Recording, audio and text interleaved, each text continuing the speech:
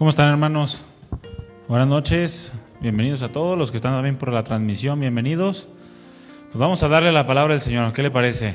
Ahora su Biblia, por favor, en 1 Corintios capítulo 3. Vamos a comenzar con este tiempo de la palabra, que es parte también o razón por la cual estamos aquí. Adorar al Señor, exaltar su nombre como un mismo cuerpo, como una misma iglesia, en gratitud, en reconocimiento de su grandeza, pero también es importante que aprendamos acerca de la palabra del Señor, que estemos prestos a escuchar la voz del Señor, aprender y cambiar. Porque ¿cuántos saben que la palabra del Señor es para eso, hermanos? Para cambiar, ¿verdad? Si escuchamos la palabra y no cambiamos, mi hermano, pues entonces es en vano. Ahorita vamos a aprender un poco acerca de esto, porque no es solamente escuchar por escuchar, venir por venir, leer por leer, estudiar por estudiar. Todo eso tiene que tener un fruto, mi hermano. Todo eso tiene que tener un resultado en nuestras vidas. Imagínese un cristiano que llega a cierta edad de su cristianismo y ahí se queda estancado, ya no cambia, ya no cree que haya algo que Dios le puede enseñar en relación a su carácter y se queda igual para siempre hasta que se muera. ¿Cuántos quieren vivir así? Esa es una vida cristiana, pues ¿cómo decirlo? Superficial, ¿no? Una vida cristiana que no es la que Dios quiere producir en la vida de sus hijos. Dios quiere llevarnos a un crecimiento y quiere seguirnos añadiendo más hasta que vayamos con Él. Recuerdo una anécdota que el pastor Chuyo Olivares cuenta en ocasiones acerca de su maestro, su mentor, se podría decir, el pastor Pablo Hunter, que a su avanzada edad, porque él murió de 99 años, creo, 98, 99 años, a su avanzada edad, dice que aún después de ya de 50, 60 años de cristiano, siempre llegaba y decía, oh hermano, hoy me enseñó Dios algo nuevo.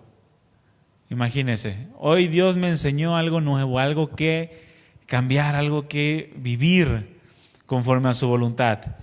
Y esa es la manera en la que nosotros debemos de vivir, aprendiendo la palabra del Señor, pero con la mira de ponerla por obra, a fin de que sea esa palabra la que nos lleve a cada vez más una semejanza al Señor Jesucristo. ¿Cuántos están dispuestos a vivir su palabra?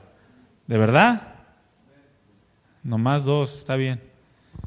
Los demás el Señor los ve, que el Señor les va a dar otra oportunidad. ¿Sale? ¿Cuántos están dispuestos a vivir la palabra del Señor? Ahí en casa también, ahí que en los comentarios les pongan una manita o un amén.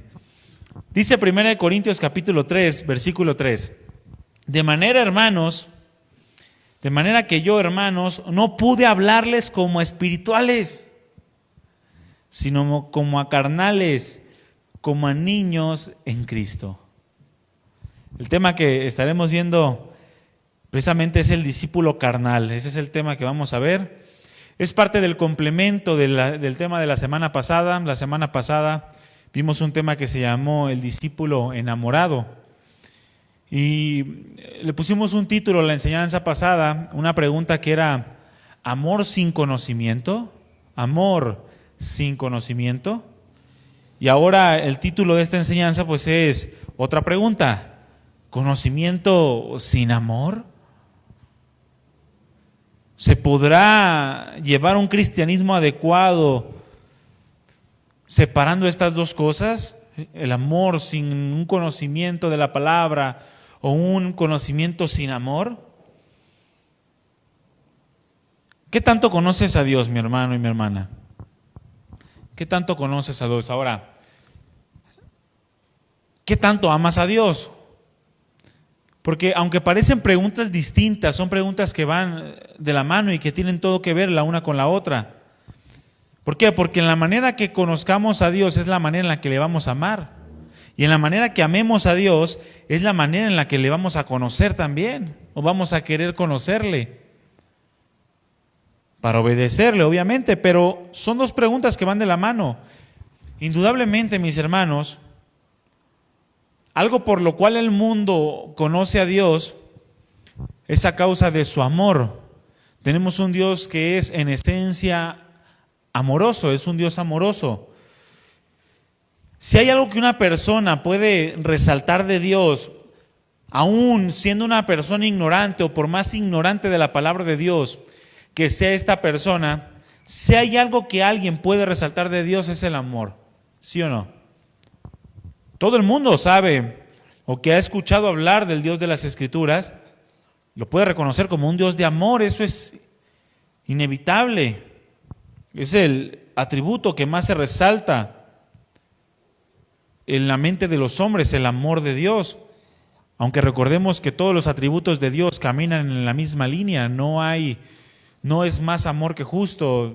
Dios es perfecto en todo su esplendor, en todo su ser. Pero el amor es la causa por la cual una persona, seamos nosotros o sea cualquier otra persona que habita esta tierra, el amor es la causa por la cual una persona puede pensar siquiera, mi hermano, en la posibilidad de tener una relación con su Creador. Lo que en esencia movió a Dios a querer tener una relación con su creación precisamente es el amor. Dios nos ama, por lo cual quiso tener una comunión con el hombre. Es ese mismo amor, ese amor manifestado a través de la cruz de Cristo, en su máximo esplendor, lo que nos adentra también a nosotros a la realidad de una nueva vida, una vida que el mundo no puede concebir como algo real. El mundo cree que la vida tiene que ser la misma y es el destino quien marca los rumbos y no hay nada que puedas hacer para cambiar tu vida porque ya está determinada por el destino. Mas sin en cambio, cuando conoces el amor o cuando una persona conoce el amor de Dios, entonces puede adentrarse a la realidad de que existe una vida nueva, una vida que Dios da, que cambia las cosas, una vida que ahora se marca la diferencia porque simple y sencillamente ahora una persona está unida a Dios por medio de Cristo, por el Espíritu Santo que Él ha puesto en nosotros, su Espíritu Santo.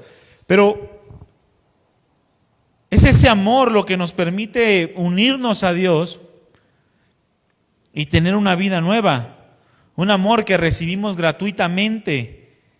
Y escúcheme bien, es un amor que debe de ir en crecimiento, porque de hecho el amor es aquel aspecto del fruto del Espíritu que encabeza la lista de Gálatas capítulo 5, porque el fruto del Espíritu es amor. Y es un aspecto de un solo fruto. Lo han relacionado como los gajos de una naranja, ¿no? Es un solo fruto, pero son 9 gajos. Y al ser un fruto, mis hermanos, el fruto, no plantas tú un árbol y al día siguiente ya está el fruto maduro, ¿verdad que no? Tiene que ir desarrollándose. Bueno, el amor que recibimos o el amor que hemos recibido gratuitamente de parte de Dios debe de ir en crecimiento. Un amor que en el corazón del cristiano debe de hacerse cada vez más grande. ¿Qué significa esto, mi hermano y mi hermana? Que tú hoy debes amar más que el día de ayer. Y dentro de un mes tu amor debe de ser más grande que el día de hoy. ¿Cuántos sabían esto?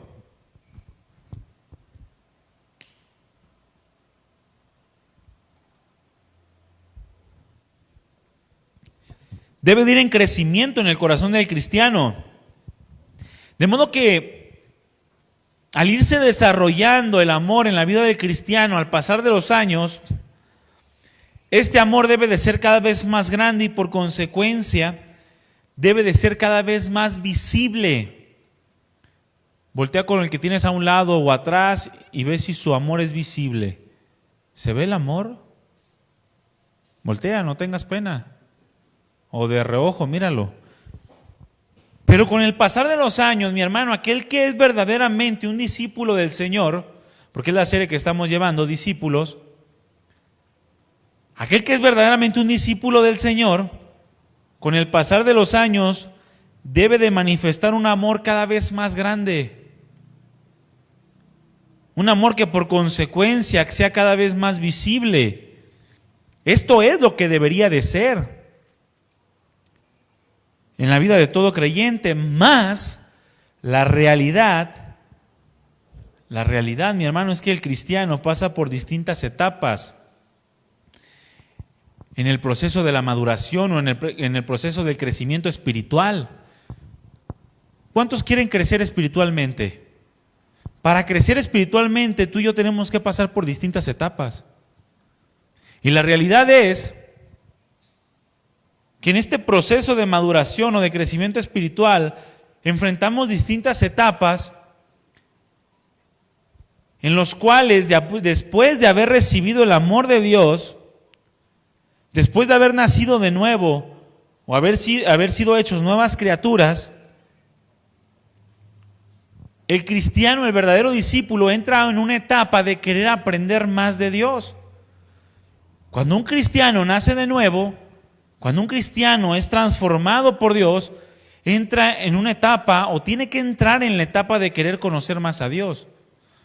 Llega el enamoramiento, y tú estás enamorado y quieres hablarle a todos de Dios. Pero tiene que llegar el punto a tu vida o a la vida de un cristiano en las que quiera conocer más de Dios para hablar más de Dios. Un deseo de aprender más de Él. Pero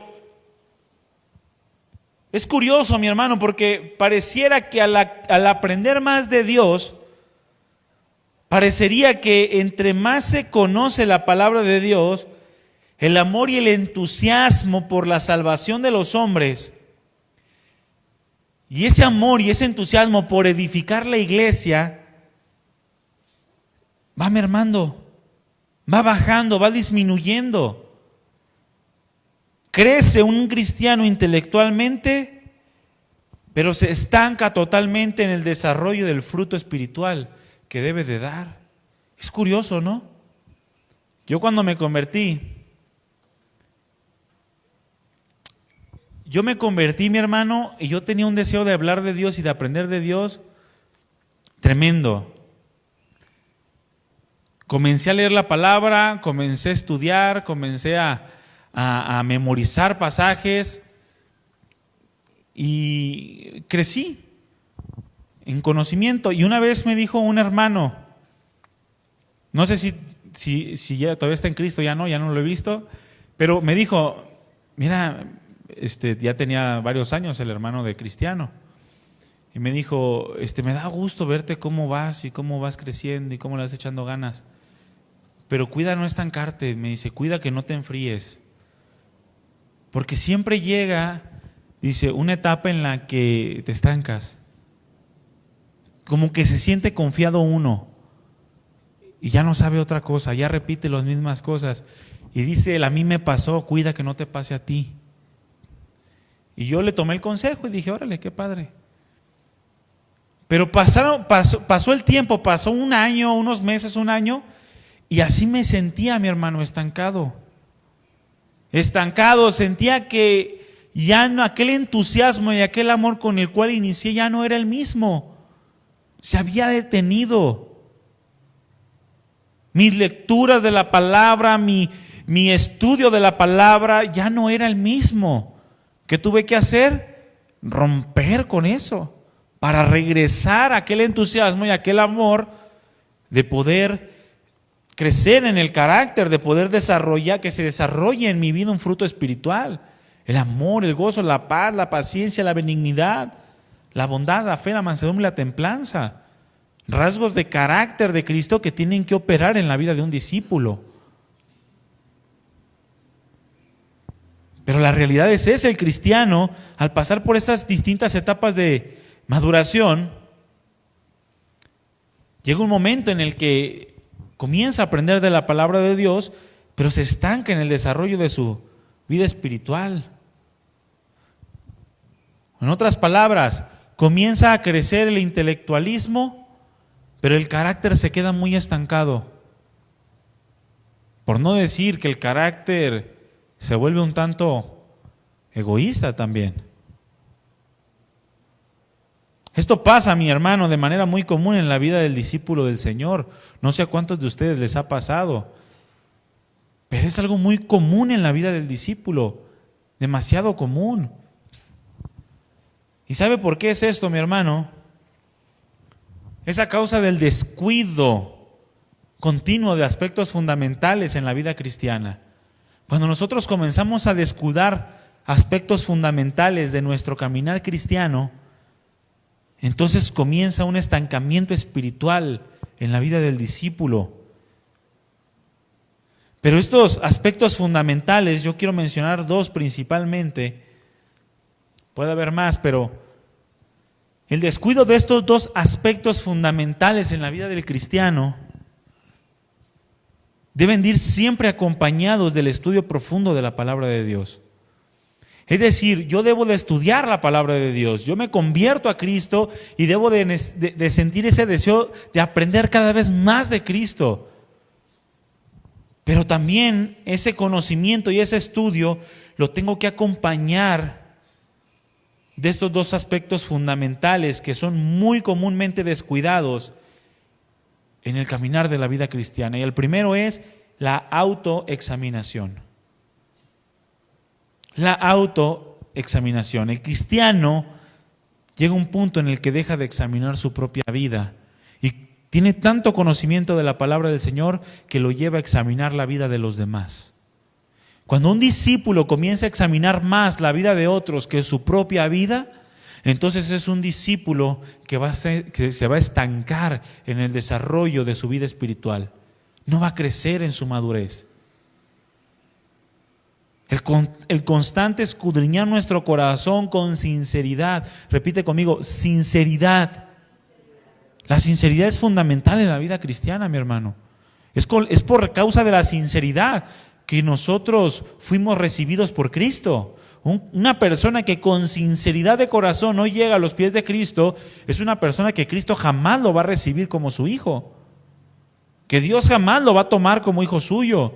Es la sinceridad de un entendimiento de la condición personal, de la condición propia, la que nos lleva a ser recibidos por el Padre. De eso se trata también el arrepentimiento, de sinceridad. Pero cuando nosotros escudriñamos de manera constante nuestro corazón, con sinceridad, y hacemos de ella una práctica, una buena costumbre, entonces vamos avanzando en la vida cristiana. En la vida cristiana. Esto debe de ser una práctica de buena costumbre en el cristiano, que en parte le va a ayudar a no desviarse. Es una forma de comprobar que caminamos adecuadamente en el Señor. Y escúchame bien, mi hermano, no hay una razón por la cual no podamos ser sinceros delante de Dios. No hay ninguna razón válida, porque al fin y al cabo Dios todo lo sabe, y aun cuando nosotros no seamos sinceros, Dios conoce nuestro corazón en lo más profundo de lo que somos. Por tanto, no importa si somos sinceros, si no somos sinceros delante de Dios, Dios ya sabe lo que hay en lo profundo de nuestro ser. Por lo tanto, no hay razón por la cual no podamos ser sinceros delante de Dios. Él todo lo sabe, mi hermano. Y aun cuando nosotros mismos no nos escudriñemos, indudablemente el Señor sí nos escudriña.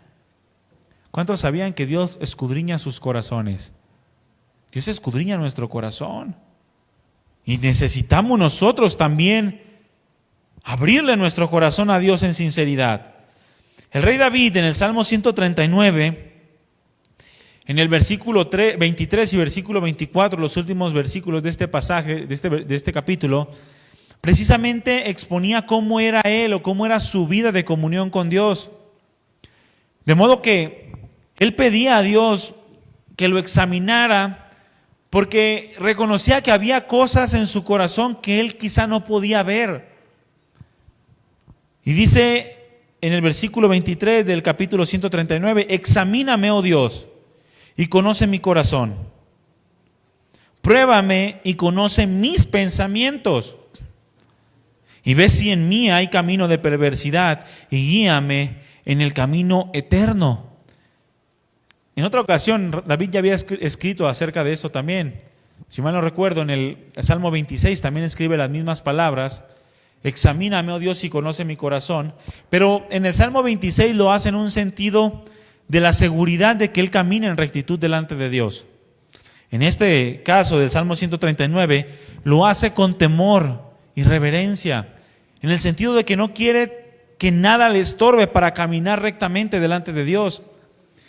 De modo que si hay algo que lo cual él no se está dando cuenta, le pide a Dios que le ayude a examinar su propio corazón para no envanecerse, creyendo que todo lo sabe o creyendo que está bien en su vida, cuando quizá pueda haber algo en su corazón que le estorbe para caminar rectamente en el camino de Dios.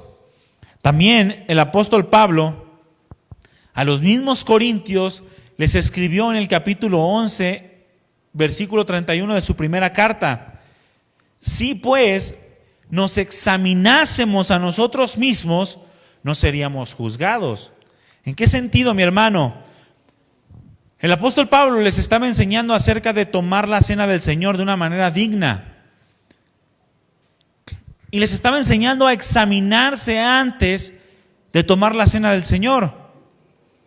¿Por qué? Porque muchos corintios que solamente vivían de manera superficial la vida cristiana, iban y se jactaban de participar de la obra de Cristo, de su sangre y de su carne, pero lo hacían con pecados en sus corazones. Y el mismo apóstol Pablo decía que esto les producía a muchos enfermedades o incluso la muerte.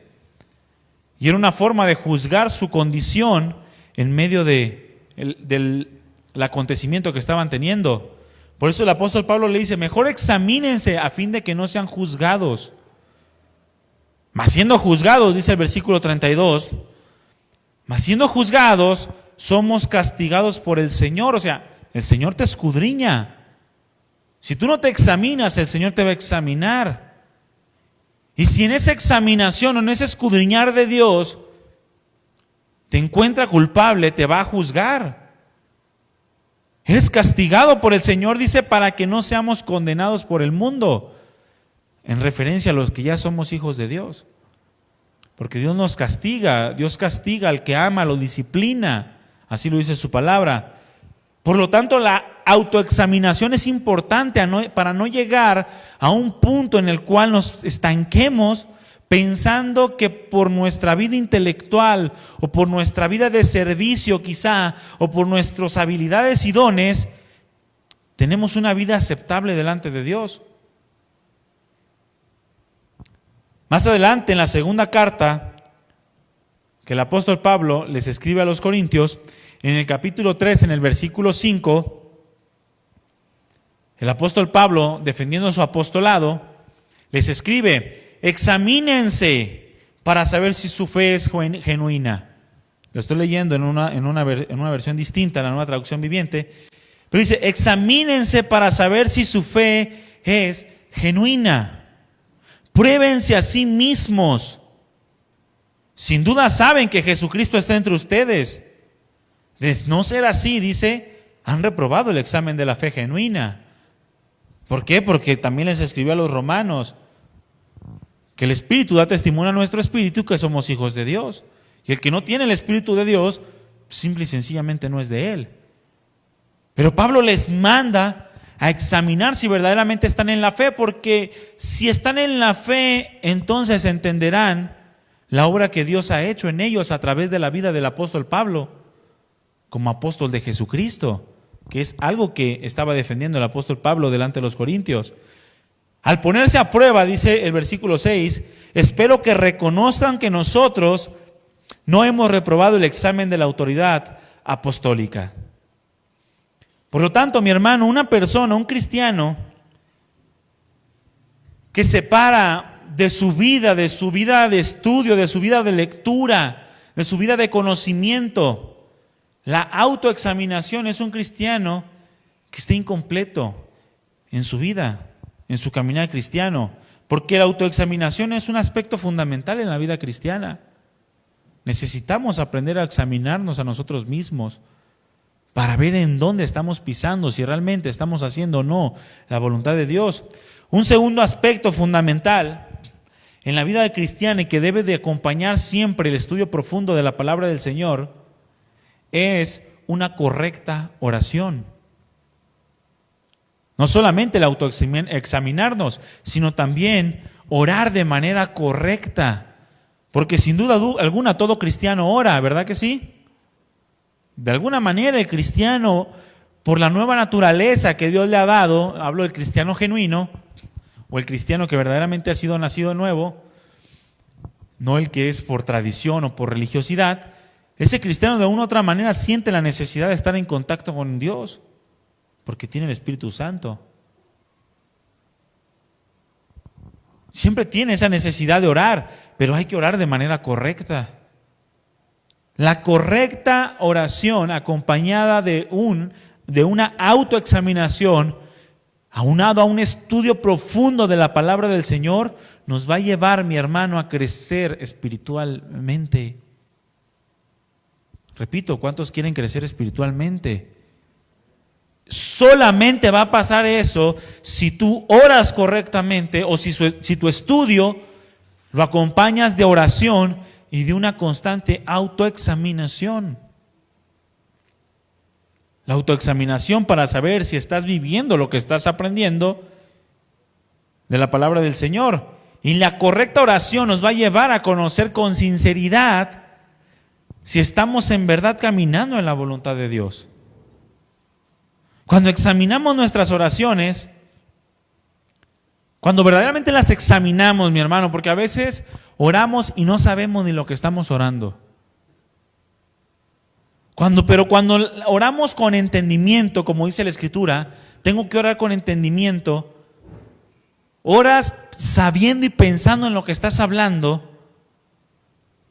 Cuando examinas tu oración, puedes ver con detenimiento quién es el objeto de tu verdadera adoración.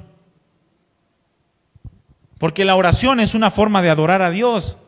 Así lo dice la palabra. La oración, incluso el significado, o uno de los significados de la palabra que se traduce en la Biblia como oración, es precisamente adoración. Cuando examinamos nuestras oraciones, con detenimiento podemos ver si verdaderamente esas oraciones están adorando al Padre o no, si están adorando a Dios o no.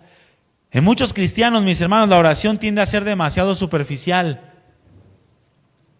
Y se puede observar en muchas oraciones que se tiene en más alta estima la necesidad propia que la exaltación de Dios por todo lo que Él ya ha hecho en nosotros. Es decir, que muchos cristianos caen en la costumbre erróneamente de orar más por sus necesidades que orar exaltando el nombre de Dios, reconociéndole, dándole gracias, rindiendo tu vida. Terminamos por ser el centro de la oración, nosotros. Y todo lo que hacemos es orar para nosotros y por nosotros. Y todo gira alrededor de lo que necesitamos o todo gira alrededor de lo que hacemos. El Señor Jesucristo enseñó precisamente a través de una parábola acerca de esta condición. Abre tu Biblia en Lucas capítulo 18.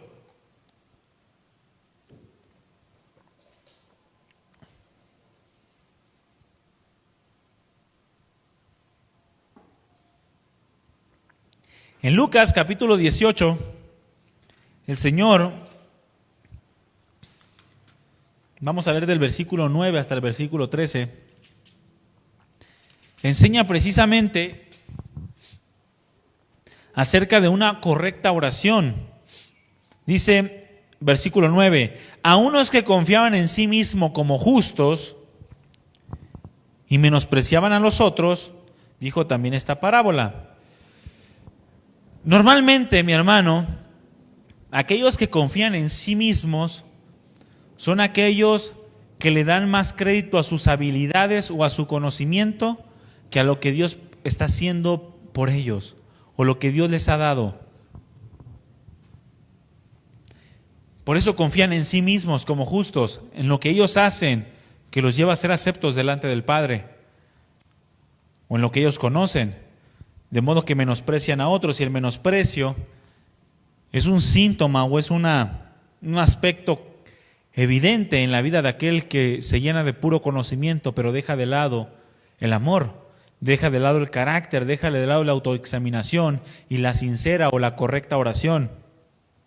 2 hombres, dice en el versículo 10, subieron al templo a orar. El uno era fariseo y el otro era publicano.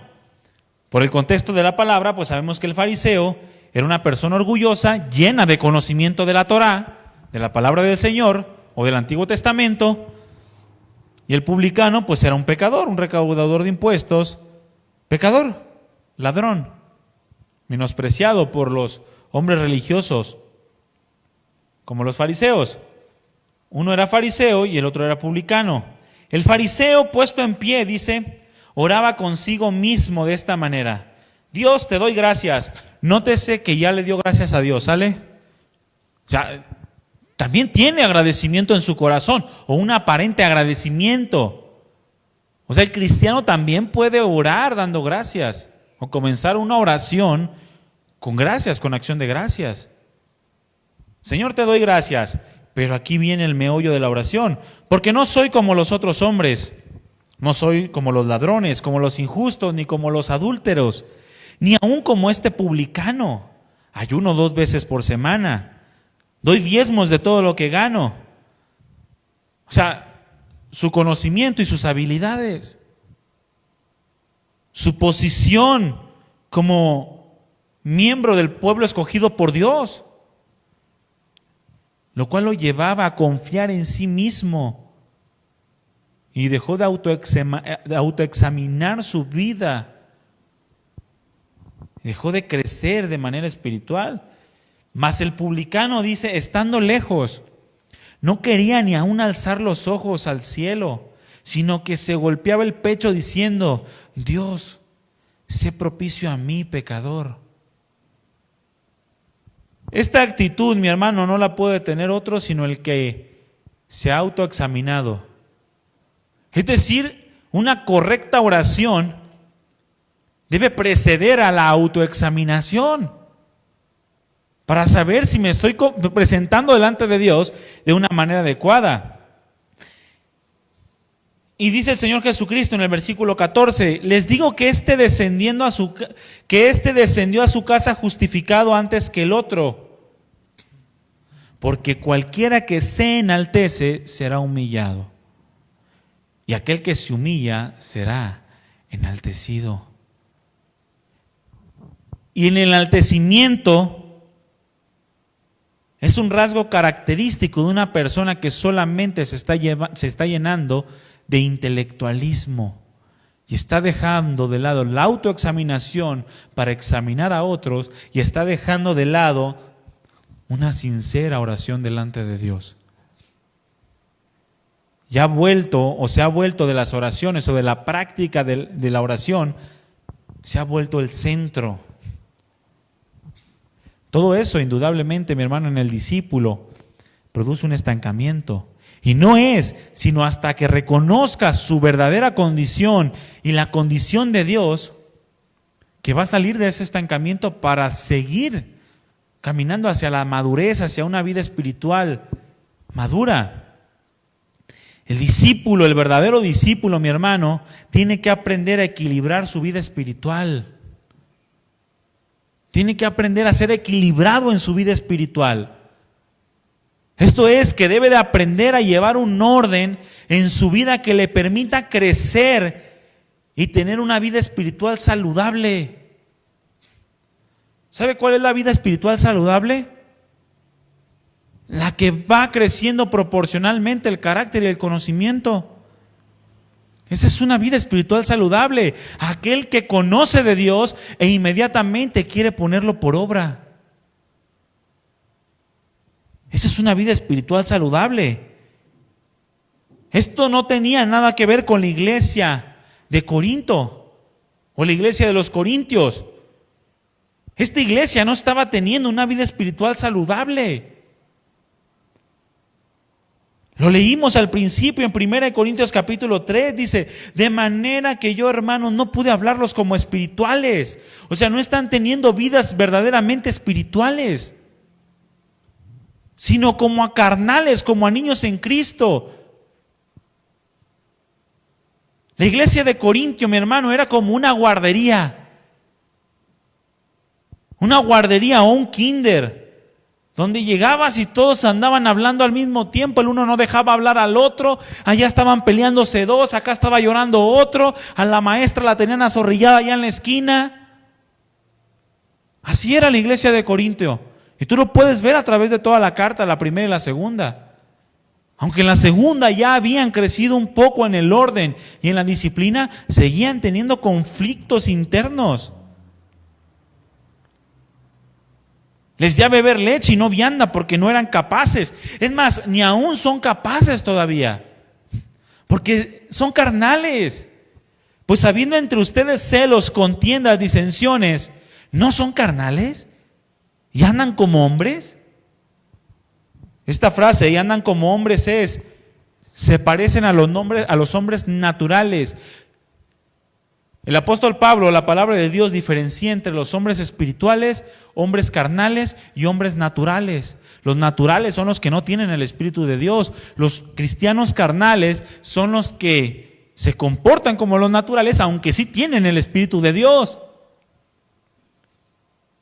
Pero que es preciso que salgan de esa carnalidad. Y los hombres espirituales son los que van creciendo hacia la madurez. No son carnales y andan como hombres, porque diciendo uno, yo ciertamente soy de Pablo, y el otro, yo soy de Apolos, ¿no son carnales? Los corintios, mi hermano, habían conocido y recibido el verdadero evangelio. Había cristianos en la iglesia de Corintio, o en la congregación de los corintios. De modo, dice la escritura, que se reconocían los corintios como una iglesia cristiana muy privilegiada de parte de Dios, porque habían recibido dones como ninguna otra iglesia, o al menos eso lo menciona el apóstol Pablo, lo da a entender en el capítulo 1, en el versículo 5 al 7, que no habla de la misma forma a ninguna otra de las iglesias expuestas en la palabra, pero eran reconocidas como una iglesia que había recibido dones de parte de Dios como ninguna otra. Dice versículo 5 de 1 Corintios capítulo 1, versículo 5. Porque en todas las cosas fueron enriquecidos en él. En todas las cosas, dice. En toda palabra y en toda ciencia. Es decir, había gente con una capacidad impresionante para aprender, para estudiar. ¿Sabía que hay personas así? Yo a veces veo personas que yo no sé cómo lo hacen para tener tanto conocimiento. Y se devoran libros así, mire. Se los devoran como si fueran, así como yo me devoro el pan. Pero ellos se devoran los libros. Si no me ha visto comer pan, pues invíteme uno para que vea. Pero se lo devoran rápido y se memorizan todo y lo repiten. Y olvídese, tienen una capacidad, una habilidad de aprendizaje impresionante. Mi hermano, de esos abundaba en la iglesia de Corintio. Abundaban muchísimo, porque habían sido bendecidos enriquecidos en toda palabra, dice, y en toda ciencia. Así como el testimonio acerca de Cristo ha sido confirmado en ustedes, dice, de manera que nada les falta en ningún don. Y precisamente si conocemos acerca de los dones espirituales, es por la carta a los Corintios. Es la forma o es la exposición más clara que tenemos acerca de la operación del Espíritu Santo a través de los dones que Él mismo reparte. No hay otra forma en la palabra del Señor que podamos conocer tan profundamente los dones. Y se los escribe a los corintios precisamente porque no les faltaba nada, estaban llenos, enriquecidos en todas las cosas, esperando la manifestación de nuestro Señor Jesucristo, dice. Por tanto, el apóstol Pablo les estaba enseñando que la vida espiritual o la verdadera vida espiritual, la vida espiritual madura, no depende de las habilidades o de los dones que pudiéramos tener, sino de la demostración de un carácter genuino, un carácter que cada vez se asemeje más al Señor Jesucristo. De eso depende el crecimiento y la maduración espiritual en la vida del cristiano. Por lo tanto, el conocimiento y el amor siempre deben ir juntos. Yo no puedo separar el conocimiento del amor, ni tampoco puedo separar el amor del conocimiento, como lo vimos la semana pasada. Entonces se caería en emocionalismo. Y la forma en la que yo separo el conocimiento del amor es cuando yo dejo de autoexaminar mi vida y dejo de tener oraciones sinceras delante de Dios. Ya oro a prisa, ya oro más enfocado en mis necesidades, ya oro enfocado más en mis habilidades, ya confío más en mis buenas obras que en las misericordias del Señor. No se aplica aquella oración impresionante de Daniel, cuando dice: no me acerco a ti confiando en mis propias justicias, sino en tus muchas misericordias. Ya te olvidas que es por la misericordia del Señor que nos podemos acercar a Él. Ya entramos en oración y lo hacemos como si tuviéramos puerta abierta, pero por lo que yo hago, no por lo que Él hizo. Eso es separar el conocimiento del amor. Pero escúchame bien, el conocimiento y el amor siempre deben ir juntos. Siempre. O por cada gramo de conocimiento que tú le añadas a tu vida acerca de la palabra del Señor, tú debes de añadirle 2 gramos de carácter, 2 gramos de amor, 2 gramos de humillación a tu vida, para que entonces ese conocimiento pueda hacerse real en ti. Precisamente fue a los Corintios a quienes les escribió en el capítulo 3, en el versículo 2, porque estaban tan jactanciosos estos corintios acerca de todo lo que tenían, de todo el conocimiento. Al fin y al cabo eran griegos y les apasionaba el conocimiento a los corintios. Les gustaba devorarse libros, les gustaba escuchar cosas nuevas, les gustaba aprender y memorizar escritos de filósofos antiguos. Y a esto les escribe en 1 Corintios capítulo 13, versículo 2. Les decía: finalmente, Corintios, si yo tuviese profecía y entendiera todos los misterios y entendiera toda la ciencia, o sea, todo el conocimiento, y si tuviera toda la fe, de tal manera que trasladara los montes, y no tengo amor, ¿qué dice? Nada soy. O sea, no te sirve absolutamente de nada, porque jamás vas a poder edificar ni a un perrito. Una persona que no tiene carácter de Dios en él no puede edificar a nadie, por más conocimiento que tenga. Y créame, mi hermano, que he conocido personas con mucho conocimiento totalmente desviados de la palabra de Dios, totalmente desviados, e incapaces de edificar siquiera su propia esposa,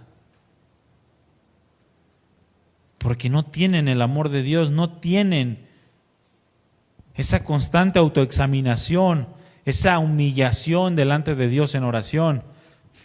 Por lo tanto, nunca debemos de separar el amor del conocimiento. Nunca debemos de separarlo. Le amamos a Dios porque le conocemos. Y le conocemos porque lo amamos. Son 2 cosas que siempre deben de ir de la mano. Entre más lo conocemos, más le amamos. Y entre más le amamos, más queremos conocerle.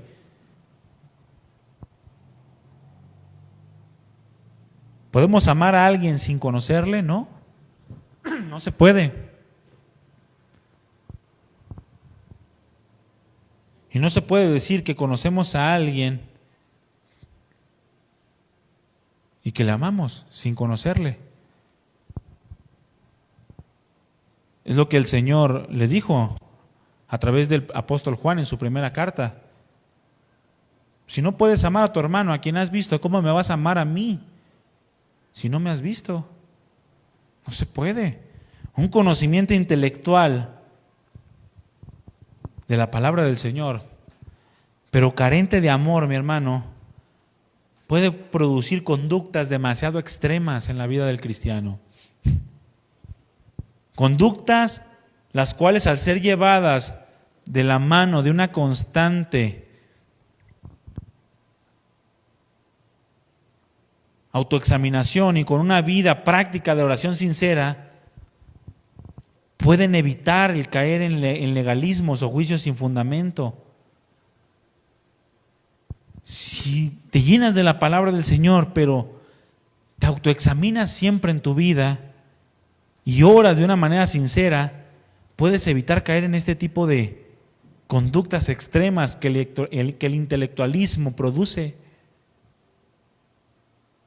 Juicios sin fundamento. Es lo que le dijo también el apóstol Pablo a los Corintios en el capítulo 8, versículo 1. En cuanto a lo sacrificado a los ídolos, sabemos que todos tienen conocimiento.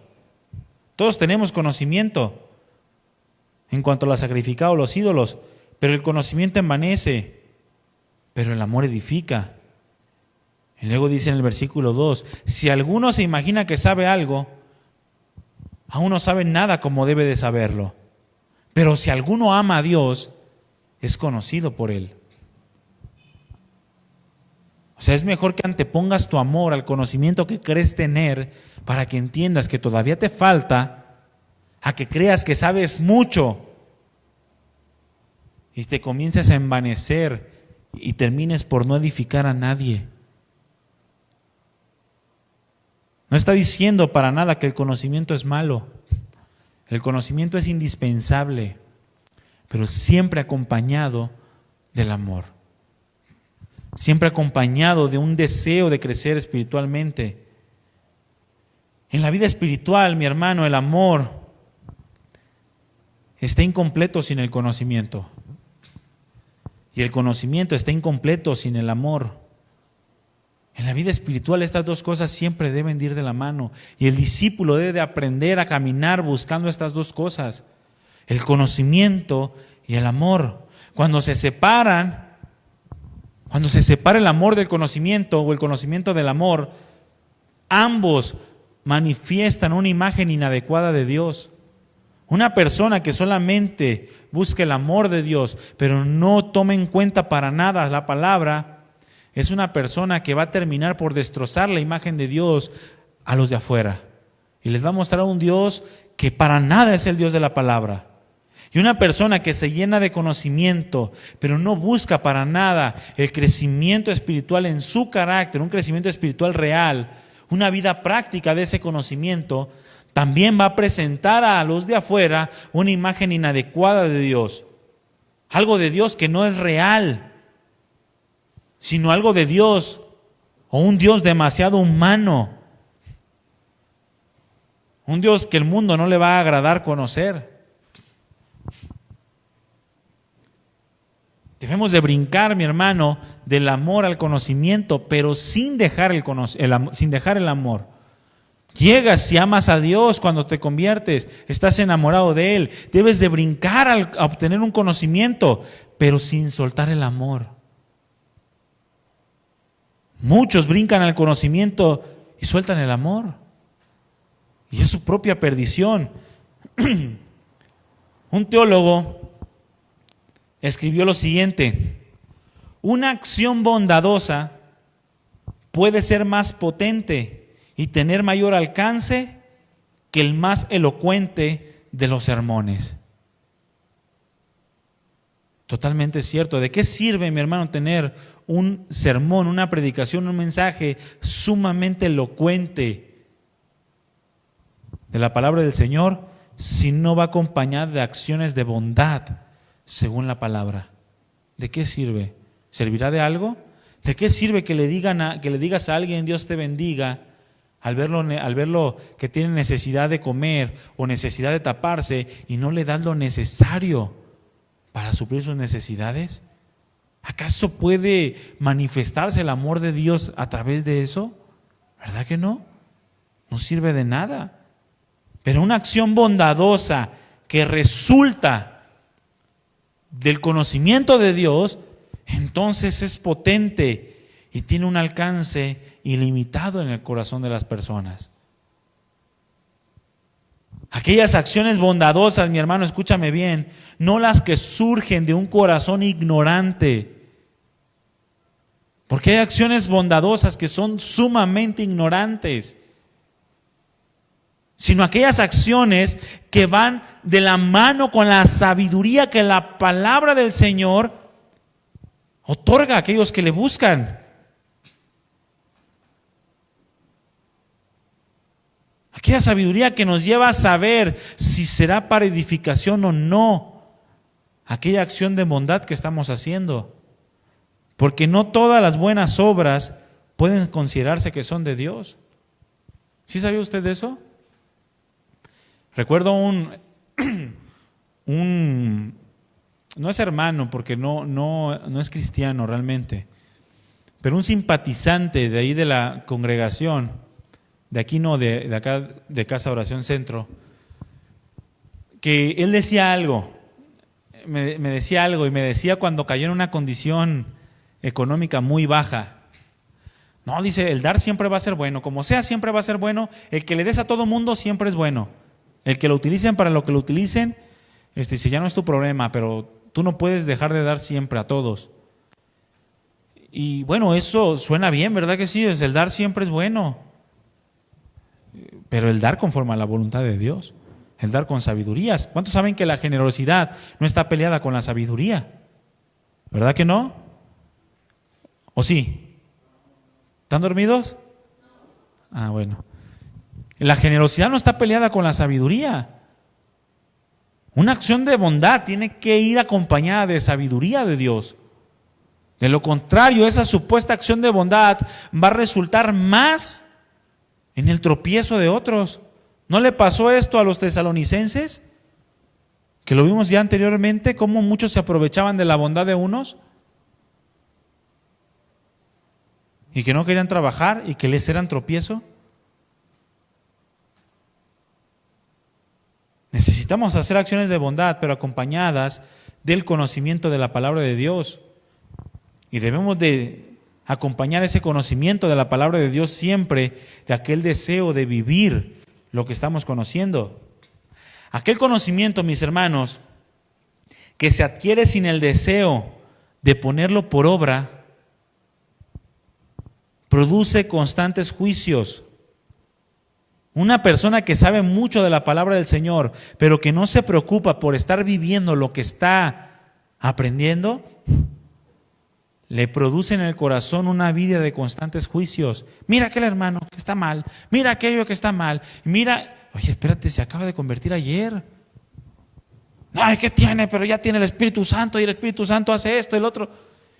Y una vida de juicios constantes, demasiado superficiales y faltos de entendimiento. Por eso escribió el apóstol Pablo, el conocimiento envanece, pero el amor edifica. Porque los corintios tenían conocimiento, pero no les preocupaba ponerlo por obra. Y al no ponerlo por obra, se la llevaban juzgando a todos los demás y no edificaban a nadie. El cristiano, mi hermano, el verdadero discípulo debe tener un entendimiento de la voluntad de Dios. Al mismo tiempo que se determina a vivir con los ojos siempre puestos en Jesús, tratando de vivir todo aquello que está conociendo de su voluntad. Por eso el Señor Jesucristo dijo, no todo el que me dice Señor, Señor entrará en el reino de los cielos, sino el que pone por obra la voluntad de mi Padre que está en los cielos. Porque la verdadera vida espiritual se refleja en el deseo de hacer la voluntad de Dios y no solamente de conocerla. ¿De qué sirve que conozcas que Dios te ha perdonado como a nada en el mundo o como a nadie en el mundo si tú no eres capaz de perdonar una simple y sencilla ofensa que te hicieron? ¿Sirve de algo? Para nada. No refleja absolutamente nada aquella grandeza que en algún momento el cristiano confesó de haber sido perdonado por Dios. Porque cuando nos convertimos, lo que más nos tiene cautivados delante de Dios es que hemos sido perdonados por Él. Y pareciera que al llenarnos del conocimiento de la palabra, nos olvidamos de ese perdón. De modo que somos incapaces de pasar por alto la ofensa de otro. ¿No es incongruente esto, mi hermano? Es sumamente incongruente. ¿Qué ha pasado entonces? Que el cristiano se estancó a causa de no acompañar el conocimiento de una vida de humillación delante de Dios. Una vez dijo un pastor: la perfecta sabiduría recae en el hecho de conocer quién es Dios, al mismo tiempo que conocemos perfectamente quiénes somos nosotros. Si tú conoces quién es Dios y conoces quién eres tú, entonces vas a actuar sabiamente, dándole siempre el honor y la gloria a Dios, porque entiendes lo que es Dios y entiendes la pequeñez de quién eres tú. Pero cuando alguien se llena de conocimiento sin la humillación que ese conocimiento demanda, va a vivir una vida de juicios, una vida de juicios superficiales y faltos de entendimiento. El conocimiento sin amor, mis hermanos, va a producir opiniones cuadradas, opiniones inflexibles. Aquel que solamente se llena de puro conocimiento, pero deja de lado la humillación delante de Dios, es una persona sumamente cuadrada en su forma de pensar. Agarra a Dios y lo mete en un cuadro y le dice: no te salgas de ahí. Actúa como Jonás, con una falta de misericordia total. Ya se le había olvidado a Jonás que él era el pueblo más pequeño e insignificante de todas las naciones y que Dios lo había escogido por gracia para ser profeta. Que la misma misericordia que Dios les estaba ofreciendo a otra nación era la que le ofreció a él. Ya se le había olvidado, el conocimiento había envanecido a Jonás. Por eso Pablo escribió: si tuviese toda la profecía, no importa cuán grande sea el profeta, si no tiene amor, nada es. No importa cuánto conocimiento, cuánta fe tenga aquel cristiano, si no tiene amor, nada es, de nada le sirve. Es simple y sencillamente un hombre legalista, cuadrado, incapaz de mostrar al mundo una imagen adecuada de Dios. El verdadero discípulo tiene que quitarse de todas estas cosas para poder caminar hacia la madurez, hacia el crecimiento espiritual. Y necesitamos caminar hacia el crecimiento espiritual. El apóstol Pablo le estaba diciendo a los corintios que eran simple y sencillamente unos niños, que por más que les tratara de explicar las verdades profundas de la palabra del Señor, no las iban a poder entender. Dice: tienen necesidad de leche y no vianda, no de alimento sólido. Un niño en Cristo, mi hermano, no puede entender las cosas que tienen que ver con el orden y el carácter maduro. Por más conocimiento que tenga, si llega un hombre, un cristiano, y te habla toda la palabra de memoria, pero no entiende cuestiones de orden y de disciplina, es un niño. Es como cuando les dicen a los hermanos que van pasando aquí y los sugieres dicen: hermano, siéntese por acá. No, hermano, yo me quiero sentar acá. No, hermano, es que es para un orden. Yo me quiero sentar acá. Y no quieren. Por más conocimiento que tenga, si no entiende cosas tan simples como el orden o la disciplina, es un niño. ¿Cómo que soy un niño, hermano? Pues no puede entenderlo. Es un niño. No, pero es que aquí la iglesia de Cristo está haciendo berrinche. ¿Ve que es un niño? No, pero ¿qué me dice? Ya me voy de... Lo sigue confirmando, hermano, es un niño. Por más que le trate yo de explicar las cosas de la palabra de Dios y del orden, no las va a entender. Por eso cuando nosotros somos discípulos del Señor y estamos caminando hacia la madurez, simple y sencillamente tenemos que aprender, sin olvidarnos del amor que Dios nos ha derramado. Tenemos que caminar hacia el conocimiento. No importa las capacidades o los dones. en una vida espiritual real. Es lo que les estaba diciendo el apóstol Pablo a los Corintios. ¿Quieres tener una vida espiritual real? Olvídate de tus capacidades y de tus dones. No confíes en ellos tu crecimiento. Imagínese, mi hermano, si el crecimiento espiritual dependiera de las capacidades o dones. Hombre, hubiera muchos ángeles aquí. Porque hay cristianos de los cuales Dios los ha dotado de dones y de habilidades impresionantes. Dones que sirven para el crecimiento de la iglesia, para el orden, para llevar a cabo las reuniones, pero no tienen nada que ver con una vida espiritual real. Ahora, ¿qué es un don? Un regalo. Un don no le cuesta nada a nadie. Si te cuesta algo, ya deja de ser don. ¿Sabías? Si tienes un don o una habilidad, las habilidades o los dones son gratuitos. Dios te los da sin pedirte nada. Lo que tienes que hacer tú es trabajar en tu vida espiritual para que ese don o esa habilidad se desarrolle de manera adecuada y sea para la edificación de la iglesia, para que se use conforme a la voluntad de Dios, para el cumplimiento de sus propósitos. Ese sí es nuestro trabajo y eso sí tenemos que buscarlo. Y eso lo vamos a hacer a través del crecimiento espiritual que nos da el conocimiento de la palabra unido a la búsqueda del carácter de Dios en nosotros. El amor, la humillación. La vida espiritual real no depende de capacidades o dones, no importa qué tanto tenga una persona en cuanto a dones. No. Si no se apega al conocimiento de la palabra, al mismo tiempo que se humilla para vivir lo que está aprendiendo, jamás va a crecer espiritualmente.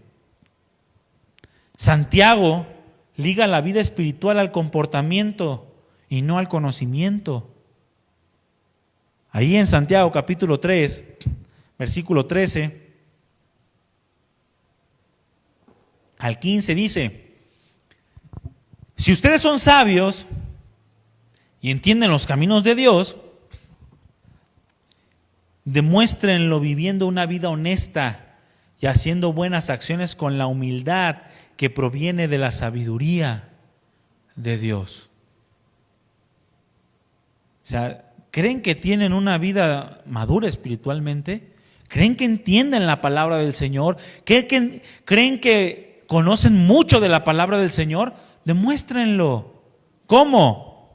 Con una vida honesta, con una vida de buenas acciones, con la humildad que proviene de la sabiduría divina.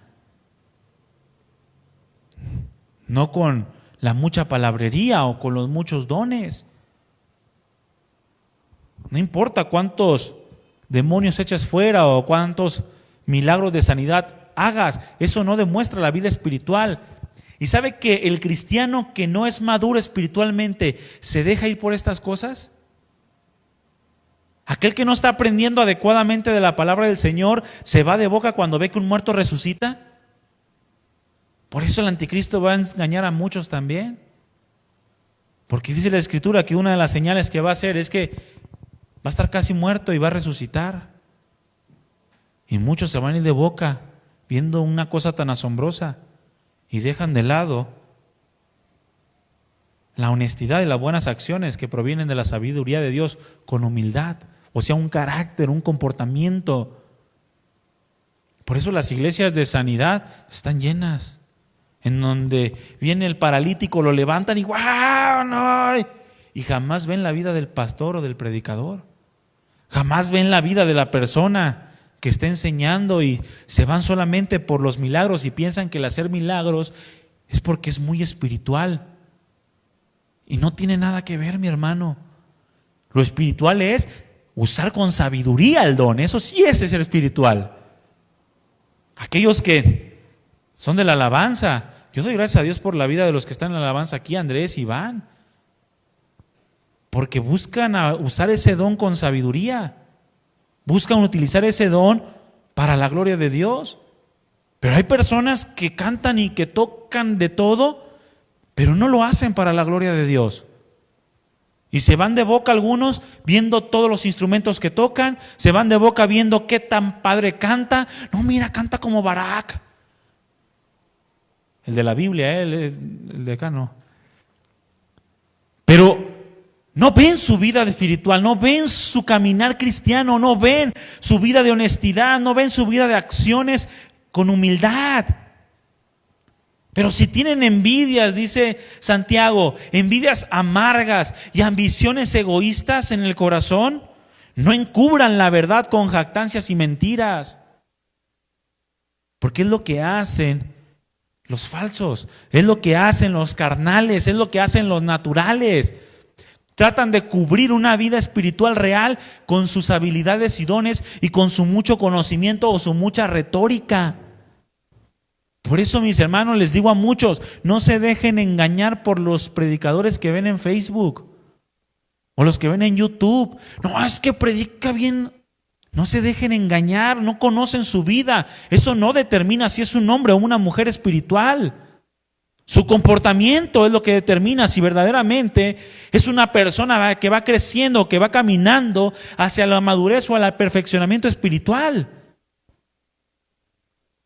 No se dejen engañar, no se dejen apantallar, pues la envidia y el egoísmo no forman parte de la sabiduría que proviene de Dios. Dichas cosas son terrenales, puramente humanas y demoníacas, porque hunden en el engaño a otros de pensar que la vida espiritual depende de estas cosas, cuando no es así.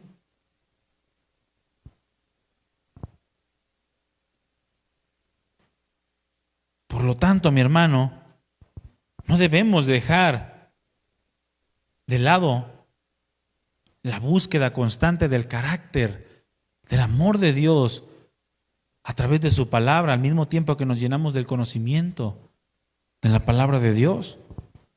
Así era el pueblo de Israel. El pueblo de Israel tenía un celo por Dios. Era entusiasta en buscar la voluntad de Dios, pero habían dejado el conocimiento correcto de la palabra. Tenían celo, dijo el apóstol Pablo en Romanos 10, pero no conforme a la ciencia o el conocimiento que la palabra del Señor nos ha dado, no conforme a lo que Cristo nos ha venido a revelar del Padre.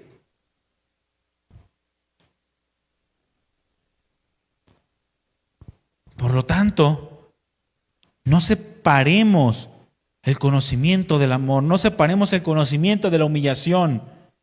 Un conocimiento, dijo otra persona, de la Biblia sin un curso en la universidad, o un conocimiento de la Biblia sin estudios universitarios, es de más valor que un curso en la universidad sin el conocimiento de la Biblia. Es mucho más valioso conocer la Biblia. ¿Por qué? Porque el conocimiento sin amor no manifiesta sino un simple rasgo carnal. Es un rasgo carnal, un conocimiento que se separa del amor o de la humillación. El verdadero crecimiento espiritual, mis hermanos, lo da la manifestación de un carácter cada vez más semejante al del Señor Jesucristo. Y cuando hablamos de carácter, estamos hablando de aquella determinación que nace en el corazón de una persona para hacer la voluntad de Dios en todo tiempo. Eso se llama carácter. Cuando una persona quiere poner por obra lo que conoce de la palabra sin importar el costo. Eso se llama carácter, mi hermano. Carácter espiritual. Por lo tanto, el cristiano, el verdadero discípulo, debe de llenar el alma del conocimiento de la palabra de Dios. No solamente quedarse en el entusiasmo del primer amor, sino arrastrar ese primer amor a un conocimiento cada vez más profundo de la Escritura. De modo que al llenarse tanto de uno como de lo otro, pueda caminar hacia el crecimiento espiritual. Amén. Póngase de pie, mi hermano.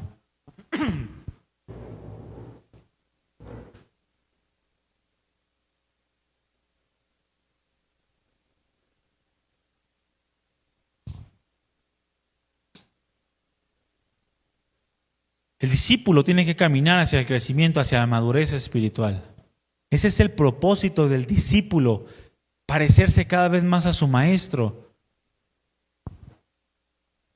Un discípulo que no tiene un deseo de ser cada vez más como su maestro, no puede ser verdaderamente un discípulo. Quiere pertenecer a un grupo, pero no cumple con los requisitos que el título le demanda. El título demanda aprendizaje, el título le demanda cambio al discípulo de Jesús. Y si nosotros somos cristianos y verdaderos discípulos de Cristo, entonces debemos de anhelar ese crecimiento espiritual. Caminar por cada una de las etapas que la palabra del Señor nos muestra en relación al proceso de la vida cristiana. Pero no debe de quedarse estancado, debe de salir siempre adelante, hacia el perfeccionamiento. Debe de caminar cada vez más hacia una vida cristiana espiritual madura. Y para eso necesitamos, mis hermanos, llenarnos del conocimiento de la palabra de Dios. Que seamos llenos del conocimiento de su voluntad. Como dijo el apóstol Pablo, a los colosenses, necesitamos crecer espiritualmente. Si eres una persona entusiasta, pero que no busca el estudio de la palabra del Señor, vas a ser una persona que constantemente se equivoca en la voluntad de Dios. Vas a cometer demasiados errores y no vas a contribuir a la edificación del cuerpo. Pero si eres una persona que le gusta el conocimiento y te olvidas de la humillación a Dios, del amor, vas a ser una persona que vas a herir a muchas personas. Vas a herir los corazones. Vas a exigir demasiado a una persona que quizá no es su etapa para dar ese fruto. Y no vas a edificar tampoco a la iglesia. Pero si eres una persona que busca llenarse del conocimiento de Dios, que busca que el amor de Dios abunde aún más y más en toda ciencia, en todo conocimiento espiritual, entonces vas a saber siempre aprobar lo mejor. Vas a saber siempre tomar la decisión adecuada en tu etapa de crecimiento. Si te ajustas al orden o a la disciplina o reniegas, ¿qué es lo que más te conviene? Siempre lo vas a saber. Y el Espíritu de Dios te va a guiar. Y vas a crecer, vas a caminar hacia la madurez, hacia el crecimiento espiritual que el Espíritu de Dios quiere producir en nosotros. Les vuelvo a preguntar, ¿cuántos quieren crecer espiritualmente? Se necesita, mis hermanos, equilibrar nuestra vida. No cargarme hacia un lado más que al otro. Te vas a desbalancear y vas a caer y vas a tener que regresar al inicio, a donde te quedaste cuando te comenzaste a desviar. Cierra tus ojos.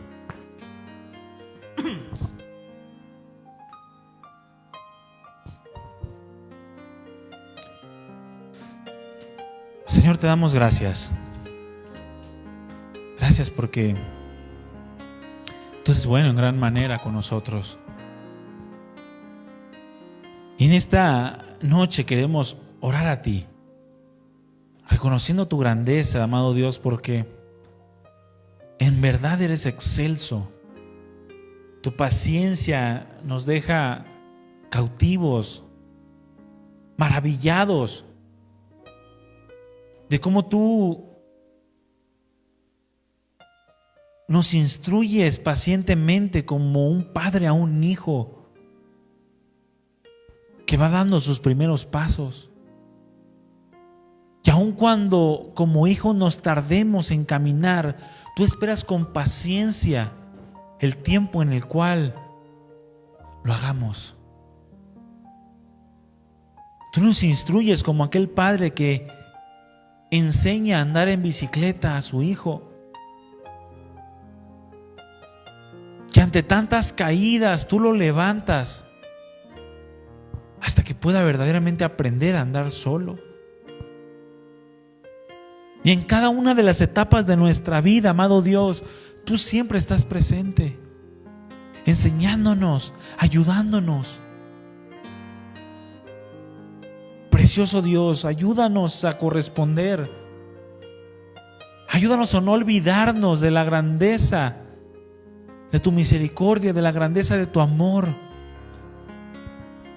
Y que eso nos lleve a querer adentrarnos más a tu palabra, al conocimiento de tu voluntad, en toda sabiduría e inteligencia espiritual, para andar como es digno de ti, Señor, agradándote siempre en todo y llevando fruto en toda buena obra. Aquellas obras que tú preparaste de antemano para que andemos en ellas. Aquellas obras que van impregnadas del dulce olor de tu conocimiento. Aquellas obras que cumplen con tus propósitos y que muestran una imagen clara del Dios real, del Dios vivo que tenemos, al cual adoramos. Gracias, Padre. Gracias por este tiempo y gracias por tu palabra. Nos rendimos a ti en esta noche. Ayúdanos. Queremos examinar nuestro propio corazón, porque no queremos acercarnos a ti con soberbia, porque tú eres santo y no podemos estar en tu presencia con calzado carnal. No, Señor, necesitamos despojarnos de toda malicia, de toda envidia, egoísmo, de aquellos celos, de aquellas contiendas, de aquellas disensiones que no te agradan. Ayúdanos, Señor. Ayúdanos a entender más de tu palabra. Pero también ayúdanos a crecer en ese carácter. Nos humillamos delante de ti y te reconocemos como el todo en nosotros. Gracias, Padre, en el nombre de Jesús, por este tiempo. Gracias, porque tú siempre alimentas nuestras almas con tu palabra. Fortalécenos espiritualmente y llévanos a ser cristianos maduros. Cristianos capaces de dar un fruto del cual puedan otros disfrutar también. Gracias, Padre, por este tiempo. Gracias por la vida de mis hermanos. En el nombre de Jesús te bendecimos y te damos toda la gloria, porque solamente tú la mereces. Gracias, Papito hermoso. Gracias, mi Señor. Amén. Denle un aplauso al Señor, mi hermano y mi hermana.